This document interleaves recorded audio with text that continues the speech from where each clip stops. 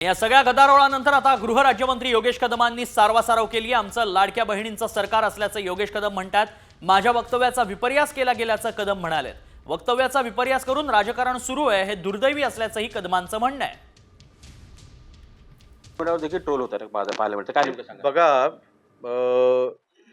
काल जेव्हा मी तिथे पुण्याला गेलो, माझ्या प्रेसमध्ये मी स्पष्ट सांगितलं की जो काही आरोपी आहे त्याच्यावरती कडक कारवाई केली जाईल, हे माझं वाक्य आहे. आमचं सरकार हे लाडक्या बहिणींचं सरकार आहे. आमच्या सरकारमध्ये महिलांच्या वरती होत असलेल्या अत्याचाराच्या बाबतीमध्ये 0 टॉलरन्स पॉलिसी आमची आहे. आणि माझ्या जेवढ्या आजपर्यंत गृह विभागाच्या बैठका ज्या कमिशनरमध्ये झाल्यात त्या प्रत्येक ठिकाणी माझ्या बैठकीमध्ये मी निर्देश दिलेले आहेत की महिलांवरती अत्याचार आणि ड्रग्ज या दोन्ही विषयावरती मी कडक कारवाई करा असे मी आदेश पहिल्या दिवसापासून दिलेले आहेत. आज जेव्हा मी काल स्वारगेट इथे गेलो, रहदारीचं ठिकाण होतं. अशा ठिकाणी आमच्या बहिणीवरती अत्याचार होत असताना कोणी थांबवलं कसं काय गेलं नाही, हा प्रश्न जेव्हा मी पोलिसांना विचारला त्यांनी जे मला उत्तर दिलं तेच मी तिथे प्रेसमध्ये सांगितलंय. त्यामुळे अशा माझ्या वक्तव्याचा वेगळा अर्थ काढून किंवा त्याचा विपर्यास करून जे राजकारण चालू आहे ते दुर्दैवी आहे. आणि म्हणून मला वाटतं नक्कीच विषय सेन्सिटिव्ह आहे.